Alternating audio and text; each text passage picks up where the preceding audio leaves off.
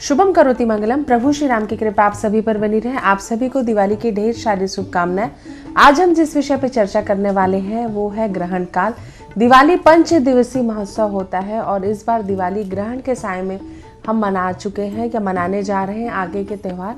तो आज हम चर्चा करने वाले हैं कि 25 अक्टूबर को जो ग्रहण होने वाला है उसका समय क्या होने वाला है, सूतक काल कब से लगने वाला है, सूतक काल में हमें क्या करना चाहिए, कौन सी सावधानी रखनी चाहिए, ग्रहण काल का हमारे जीवन पर क्या प्रभाव पड़ता है, साथ ही साथ ग्रहण काल में हमें कौन से उपाय करने चाहिए, साथ ही साथ आप अपनी राशियों के अनुसार ऐसे कौन से अचूक उपाय करें जिसे अपनाकर आप अपने जीवन में सुख, समृद्धि और सौभाग्य को बढ़ा सकते हैं।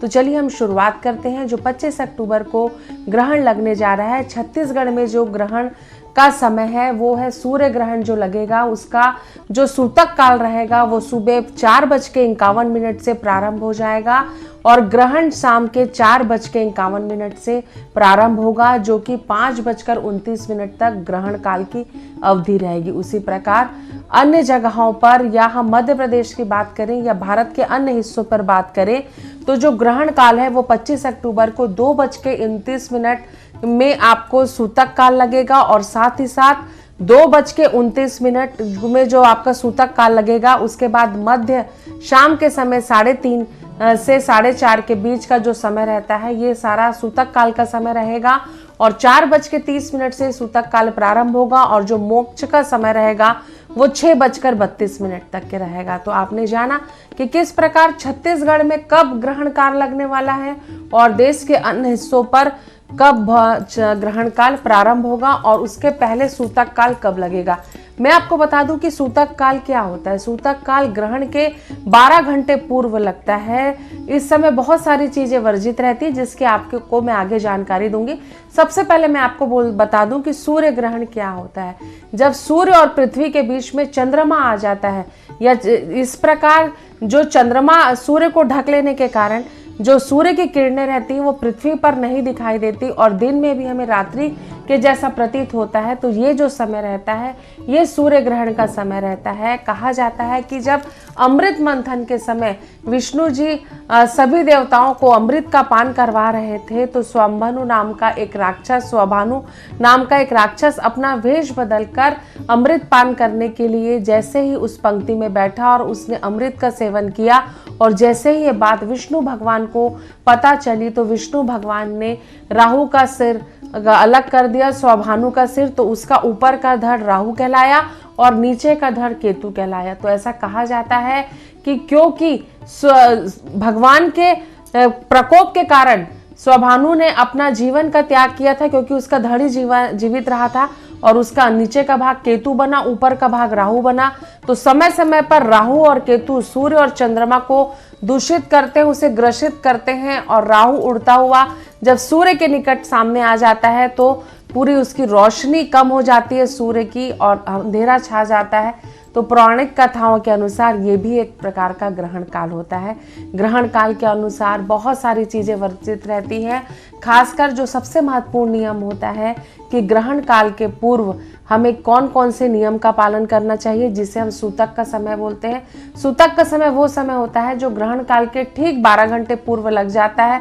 इस समय से जो भी भोजन हमारे यहाँ बना रहता है वो उस भोजन पे तुलसी दल डाल देना चाहिए। किसी प्रकार की पूजा पाठ भगवान का जो पट बंद हो जाता है और उसके बाद घर में साफ सफाई बंद हो जाती है, भोजन का नहीं बनाया जाता। गर्भवती महिलाओं के लिए बहुत सारे नियम होते हैं। ऐसा कहा जाता है कि सूतक काल में उन्हें बाहर नहीं निकलना चाहिए, भोजन नहीं ग्रहण करना चाहिए, सूतक काल में भगवान की पूजा नहीं की जाती, साथ ही साथ मंदिर के कपाट बंद हो जाते हैं, कोई भी धार्मिक कार्य नहीं होता, कोई भी मांगलिक कार्य नहीं होता क्योंकि ये काल पूरा दूषित होता है। क्योंकि जब भी ग्रहण काल लगता है प्राकृतिक में बहुत सारे चेंजेस होते हैं। प्रकृति की सुंदरता अपने चरम सीमा पर होती है, बहुत सारे परिवर्तन होते हैं। जैसे ही ग्रहण काल लगता है पक्षियों की चिड़चिड़ा जो उनके चिल्लाने की आवाज होती है अचानक से बंद हो जाती है। ग्रहण काल के समय व्यक्ति की मानसिक स्थिति भी बहुत परिवर्तित होती है, साथ ही साथ व्यक्ति का जो मानसिक संतुलन है वो भी बहुत प्रभावित होता है।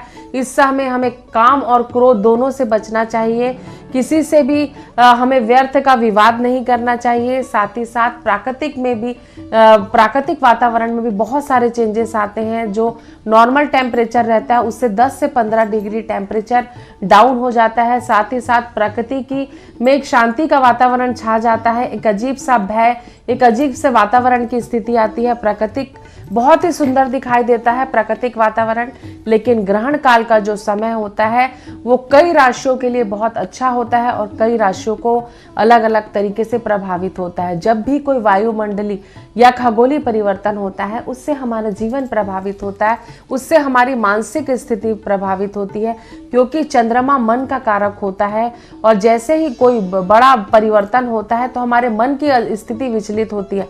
और अगर हमारा मन अच्छा नहीं होता तो जीवन में हमारे कई निर्णय गलत हो जाते हैं, हमारी सोच नकारात्मक और सकारात्मक हो जाती है। कई जिनको ग्रहण काल से लाभ होता है उनके लिए तो ये परिवर्तन काफी सकारात्मक होता है, लेकिन जिन राशियों के लिए ग्रहण काल सही नहीं रहता उनके जीवन में बहुत सारे निगेटिव प्रभाव पड़ने लगते हैं और व्यक्ति के जीवन में बहुत सारी नकारात्मकता आने लगती है। तो चलिए हम बताते हैं कि ग्रहण काल में हमें क्या करना चाहिए और क्या नहीं करना चाहिए। तो सबसे पहले ग्रहण काल के समय अगर आपके जो भी इष्ट देव हैं उनका पूजन करना चाहिए, अपने इष्ट देव की आराधना करनी चाहिए। आप सुंदरकांड का पाठ कर सकते हैं, हनुमान चालीसा का पाठ कर सकते हैं, शिव चालीसा का पाठ कर सकते हैं, लक्ष्मी सहस्त्र नाम का पाठ कर सकते हैं, गायत्री मंत्र का पाठ कर सकते हैं। अपने मन को सकारात्मक प्रभाव प्रदान करना चाहिए। ग्रहण काल के दौरान आपको अपने घर से बिल्कुल भी बाहर नहीं निकलना चाहिए। खासकर जो गर्भवती महिलाएं रहती हैं उन्हें ग्रहण के प्रभाव से बिल्कुल दूर रहना चाहिए। उन्हें खुली आंखों से ग्रहण को देखना भी नहीं चाहिए, क्योंकि इससे उनके गर्भ में पल रहे शिशु या उनकी जो भी संतान रहती है इससे प्रभावित होती है, उस पर ग्रहण काल का बहुत बुरा प्रभाव पड़ता है। तो गर्भवती महिलाओं को जो भी ग्रहण काल की अवधि रहती है अपने कमरे से बाहर नहीं आना चाहिए। पूरे समय ईश्वर की आराधना में अपना मन लगाना चाहिए। साथ ही साथ ग्रहण काल के दौरान उनको कुशा में बैठना चाहिए या एक ही जगह पर उन्हें बैठकर दूबी अपने साथ रखनी चाहिए। ग्रहण काल के दौरान कैंची का उपयोग नहीं करना चाहिए। किसी प्रकार की आपको सब्जी या फल का सेवन नहीं करना चाहिए। कोई नुकीली धारदार वस्तु का आपको सेवन नहीं करना चाहिए। साथ ही साथ इस समय अन्न और जल का त्याग कर देना चाहिए। छोटे बच्चों और गर्भवती महिलाओं को छोड़कर अगर आवश्यक ना हो तो इस समय अन्न जल किसी भी प्रकार का ग्रहण ना करें और इस समय भोजन भी आपको नहीं बनाना चाहिए। ग्रहण काल के दौरान अगर आपके घर में कोई भोजन बना हुआ रखा भी हुआ है तो उसमें आप तुलसी डल डाल सकते हैं, क्योंकि तुलसी डल डालते साथ वो चीजें शुद्ध हो जाती हैं। साथ ही साथ इस समय किसी भी प्रकार का भोजन का निर्माण नहीं करना चाहिए। इसके अलावा ग्रहण काल के दौरान आपको किसी भी व्यक्ति के अनिष्ट करने का प्रभाव नहीं करना चाहिए, क्योंकि वायुमंडल में अच्छी और बुरी दोनों ही शक्तियां सक्रिय होती हैं। सकारात्मकता और नकारात्मकता दोनों जगह सारी चीजों के साथ आपको प्रभावित करती हैं। तो इस प्रकार आप ग्रहण काल के दौरान अच्छी चीजों का भी लाभ ले सकते हैं, ईश्वर की आराधना में अपना मन लगा सकते हैं। इससे आपके जीवन में सकारात्मक प्रभाव पड़ेगा और आपके जीवन में सुख समृद्धि और सौभाग्य बढ़ेगा। ग्रहण काल के दौरान आपकी मानसिक स्थिति बहुत तेजी से प्रभावित होती है, क्योंकि चंद्रमा हमारे मन का कारक होता है, सूर्य हमारे आध्यात्मिक प्रभाव का कारक होता है। सूर्य से हमें आत्मबल की प्राप्ति होती है, ज्ञान की प्राप्ति होती है, सूर्य से हमें कॉन्फिडेंस लेवल प्राप्त होता है। साथ ही साथ ग्रहण काल के समय आंखों से भी हमें डायरेक्ट ग्रहण को नहीं देखना चाहिए, चाहे सूर्य ग्रहण हो चाहे चंद्र ग्रहण हो, कभी भी डायरेक्ट ग्रहण को ना देखें। इससे आपकी आंखों में देखने की क्षमता प्रभावित होती है, क्योंकि ग्रहण काल के दौरान जो निगेटिव प्रभाव चंद्रमा और सूर्य से पृथ्वी पर आते हैं उसकी जो रेज होती है, जो इसकी किरणें होती हैं, हमारे लिए बहुत ज़्यादा हानिकारक होती है। तो जो 25 अक्टूबर को ग्रहण काल हो रहा है, उस ग्रहण काल के दौरान अगर आप ये सावधानियां अपनाते हैं तो आपके जीवन में आप निगेटिव प्रभाव से बच सकते हैं। साथ ही साथ ग्रहण काल के दौरान आपको एक विशेष ध्यान ये देना है कि अपने आसपास के जो भी वातावरण में होने वाले परिवर्तन है उसमें आप पशु पक्षियों के साथ भी ग्रहण काल को लेकर काफी निगेटिव वाइब्रेशन हो जाता है। अगर गर्भवती गार्भिन गाय भी होती है तो भी उन प्रभाव गलत हो जाता है। तो अगर आपके घर में कोई गाय भी गर्भिन हो तो उसे भी आप ग्रहण काल से बचाएं। तो आपने जाना कि किस प्रकार ग्रहण काल कब शुरू हो रहा है, ग्रहण काल की जो उसका मोक्ष है वो कब होगा, साथ ही साथ सूतक काल क्या होता है और सूतक काल में आपको क्या करना है और आपको क्या नहीं करना है। और सूतक काल के दौरान अगर आप किसी चीज को शुद्ध करना चाहते हैं तो आप तुलसी दल डालकर उसे शुद्ध कर सकते हैं। साथ ही साथ जैसे ही ग्रहण काल का मोक्ष शुरू होता है आपको घर में शुद्धिकरण करना बहुत जरूरी होता है, क्योंकि ग्रहण काल के द्वारा बहुत सारी निगेटिव प्रभाव भी वातावरण में सम्मिलित होते हैं, जिनका प्रभाव हमारे आसपास चारों ओर पड़ता है, वायुमंडल प्रभावित इससे होता है। तो आप गंगा जल पूरे घर पर छिड़के, संभव हो तो आप स्वयं स्नान करके अपने घर में भोजन दोबारा बना लें। और बहुत ज़्यादा अगर आपके घर में निगेटिव वातावरण रहता है तो आप अपने घर को पूरा गंगा जल से पवित्र कर लें, उसी के बाद आप अपने घर में नई शुरुआत करें। मेरा कहने का तात्पर्य ये है कि आप अपने घर में खान पान और अपनी अन्य प्राकृतिक क्रियाओं का प्रारंभ घर की शुद्धिकरण के बाद करें। जैसे ही जीवन में हमारे ग्रहण काल आता है तो ग्रहण का नाम सुनते ही व्यक्ति के जीवन में ये प्रश्न आने लगता है कि इस ग्रहण के प्रभाव से हमारे साथ क्या होने वाला है, इस ग्रहण से क्या हमें लाभ होगा, क्या इस ग्रहण से हमारी राशि प्रभावित हो रही है या हमारे जीवन में किसी प्रकार का कोई परिवर्तन होने वाला है, कहीं क्या इस ग्रहण से मेरे जीवन में कोई निगेटिव प्रभाव तो नहीं आने वाला है। तो घबराएं नहीं, आप अपने अच्छे कर्मों से अपने बुरे वक्त को भी बदल सकते हैं। हमारा प्रारब्ध जीवन में हमारे कर्मों से बनता है। आप क्या कर्म करते हैं उस कर्मों से आपके जीवन की गति प्रारब्ध बनती है, क्योंकि कर्मों के प्रभाव से आप अपने भाग्य में भी परिवर्तन कर सकते हैं। तो घबराएं नहीं, ग्रहण काल का जो समय है उस समय के दौरान ग्रहण के नियमों का अगर आप पालन करते हैं तो निश्चित ही इस ग्रहण के दुष्परिणाम आपको नहीं भोगने पड़ेंगे। तो चलिए जानते हैं कि 12 राशियां इस ग्रहण काल में किस प्रकार प्रभावित होने वाली हैं। तो सबसे पहले हम चर्चा करते हैं मेष राशि की। तो जो मेष राशि वाले जातक होते हैं वो मंगल प्रधान राशि होती है, क्योंकि मेष राशि के लोगों के मन में आर्थिक पक्ष इस बार काफी मजबूत होने वाला है। ग्रहण काल से आपको लाभ होने वाला है, आर्थिक लाभ तो आपको मिलेगा, लेकिन इससे आपके जीवन में मानसिक अशांति भी बढ़ेगी। आपके घर का वातावरण थोड़ा भारी रहेगा, आपके जीवन में कुछ नकारात्मक परिवर्तन हो सकते हैं, रिश्तों को लेकर आप भटक सकते हैं। तो इस चीज का विशेष ध्यान रखें और इस प्रभाव को कम करने के लिए आप लगातार ग्रहण काल के समय शिव चालीसा का पाठ करें, गुड़ व तिल का दान करें, जिससे कि आपको ग्रहण काल में जो आपको दुष्प्रभाव पड़ने वाला है उससे आपके जीवन में बड़ा परिवर्तन आएगा। ग्रहण काल के समय कोई भी आराधना की जाए, दान पुण्य किया जाता है, उससे बहुत ही सकारात्मक परिणाम प्राप्त होते हैं। तो चलिए चर्चा करते हैं कि वृषभ राशि के जातकों को क्या करना है ग्रहण काल के समय और ये सूर्य ग्रहण इनके लिए क्या लेकर आएगा।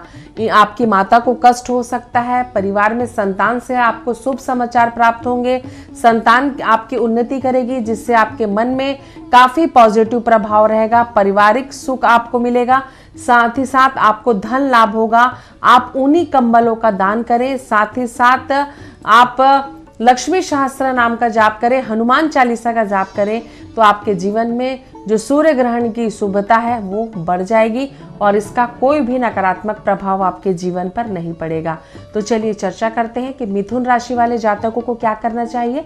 मिथुन राशि वालों के जातकों के थोड़ा सा संबंधों में तनाव हो सकता है, आपकी लव लाइफ प्रभावित हो सकती है, आपको वाहन सुख मिल सकता है, आपको कोई इलेक्ट्रॉनिक गैजेट की प्राप्ति हो सकती है। ग्रहण काल में आपको लाभ होगा, धन लाभ होगा। आपको चींटियों को पंजरी बनाकर पीपल के पेड़ के नीचे रखना है, जिससे कि शनि देव का आशीर्वाद आपको प्राप्त हो और आपके जीवन में शुभता बढ़े। आपको इस समय विष्णु सहस्त्र नाम का जाप करना है, जिससे कि आपके धन भाव में वृद्धि होगी। तो चलिए कर्क राशि वाले जातकों के लिए क्या होगा। कर्क राशि वाले जातकों को ग्रहण काल से, सूर्य ग्रहण से धन हानि होगी, आपका मन विचलित रहेगा, संतान का सहयोग आपको प्राप्त नहीं होगा। आपको घी और गुड़ का दान करना है, साथ ही साथ शिव चालीसा का पूरे ग्रहण काल के दौरान जाप करना है, मंत्रों का जाप करना है, गायत्री मंत्र का जाप करना है।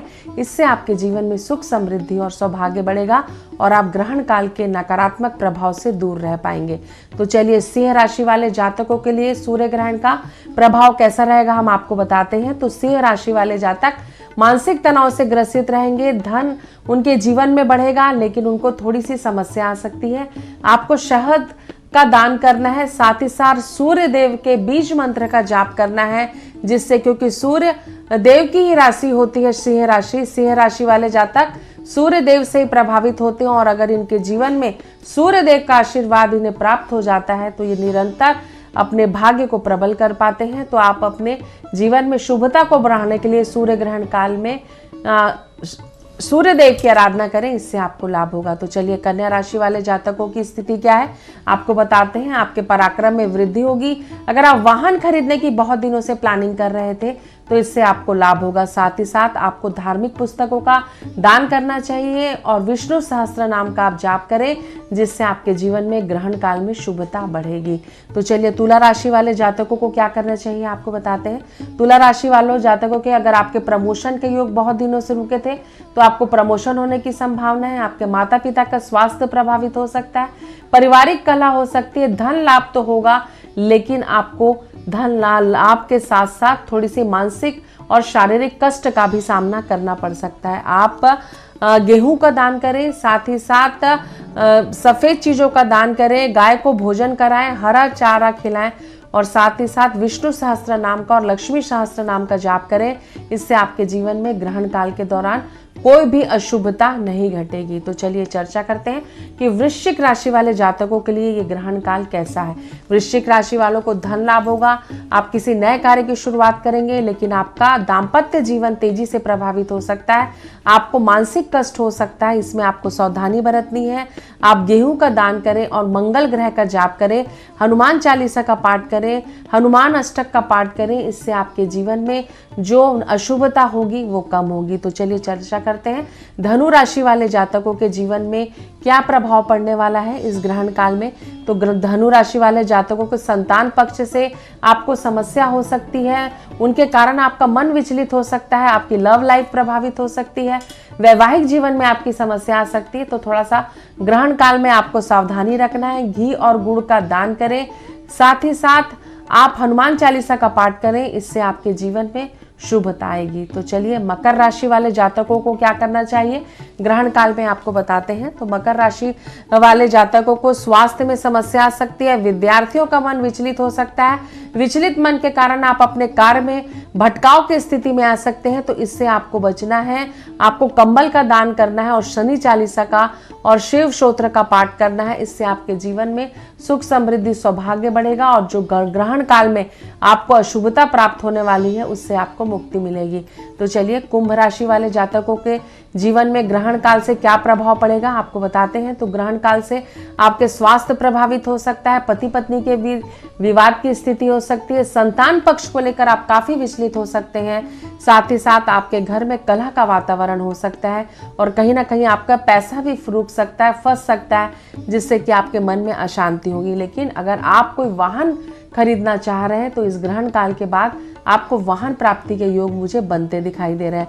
कंबल का दान करें, शनि स्तोत्र का पाठ करें, शनि सहस्त्र नाम का पाठ करें, शिव चालीसा का पाठ करें, इससे आपको लाभ होगा। तो चलिए मीन राशि वाले जातकों को ग्रहण काल के दौरान क्या करना चाहिए आपको बताते हैं। तो मीन राशि वाले जातकों को केले का दान करना चाहिए और शिव स्तोत्र का पाठ करना चाहिए, विष्णु सहस्त्र नाम का पाठ करना चाहिए, शिव तांडव स्तोत्र का पाठ करना चाहिए। इससे आपके जीवन में सुख समृद्धि और सौभाग्य बढ़ेगा और आप अपने ग्रहण काल के प्रभाव से बाहर आ जाएंगे। तो आपने जाना कि किस प्रकार 12 राशियों के क्या प्रभाव पड़ने वाला है सूर्य ग्रहण का, कि आपके जीवन में क्या शुभ और क्या अशुभ घटना घट सकती हैं और कैसे उन प्रभावों को आप कम कर सकते हैं। साथ ही साथ आप क्या दान करें जिससे ग्रहण काल में होने वाली समस्या से आपको मुक्ति मिल जाएगी, क्योंकि किसी भी चीज का अगर हम दान करते हैं तो उसका जो पुण्य फल होता है वो कई गुना बढ़कर हमें प्राप्त होता है। साथ ही साथ हम जब भी किसी देव की,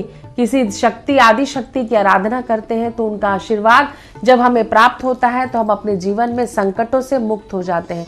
तो जो सूर्य ग्रहण की घटना होती है वो एक खगोलीय घटना होती है जो कि हमारे प्राकृतिक वातावरण को तेजी से परिवर्तित करती है और उसका अच्छा बुरा पॉजिटिव नेगेटिव प्रभाव हमारे वायुमंडल में पड़ता है।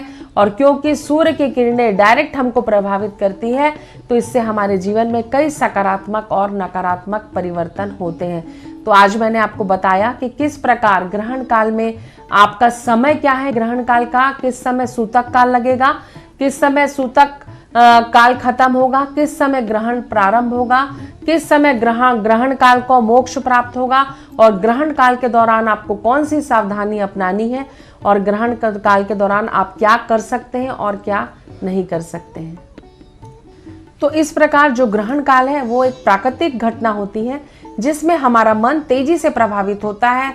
वो परिवर्तन हमारे लिए सकारात्मक भी हो सकता है और हमारे लिए नकारात्मक भी हो सकता है। जीवन में जो भी करें अच्छा करें, श्रेष्ठ बनने का प्रयास करें, सबका भला करने का प्रयास करें। अगर हमारे कर्म अच्छे होते हैं तो कर्मों का जो पुण्य फल होता है वो भी बहुत पॉजिटिव होता है और हमारे जीवन में हम किसी भी मुश्किल में नहीं फंस पाते, क्योंकि जीवन में आप जो भी अच्छे कर्म करते हैं उसका प्रभाव आपके जीवन में ज़रूर मिलता है। कई बार हमें तुरंत परिणाम प्राप्त नहीं होते, लेकिन कहीं ना कहीं दूरगामी परिणाम हमें पॉजिटिव प्राप्त होते हैं। तो आपने ये जाना कि किस प्रकार 25 अक्टूबर के दिन जो ग्रहण काल बन रहा है उसमें आपको क्या करना है और क्या नहीं करना है।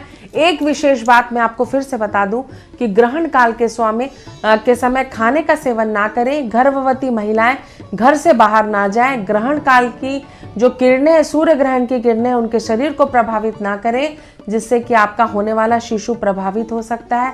साथ ही साथ किसी भी धारदार नोकीली चीज का गर्भवती महिलाएं प्रयोग ना करें, ना ही उनको छुएं। ग्रहण काल के समय आपको चाकू का बिल्कुल भी प्रयोग नहीं करना है, कैंची का बिल्कुल भी प्रयोग नहीं करना है। ग्रहण काल के समय कभी नाखून नहीं काटना चाहिए, कभी बाल नहीं काटना चाहिए, कभी पुरुषों को शेविंग नहीं करनी चाहिए। इससे काफी अशुभ परिणाम प्राप्त होते हैं। आप सभी के जीवन में सुख, समृद्धि और शांति बनी रहे। इन्हीं शुभकामनाओं के साथ एक बार फिर से आप सभी को रूपाली श्रीवास्तव का नमस्कार।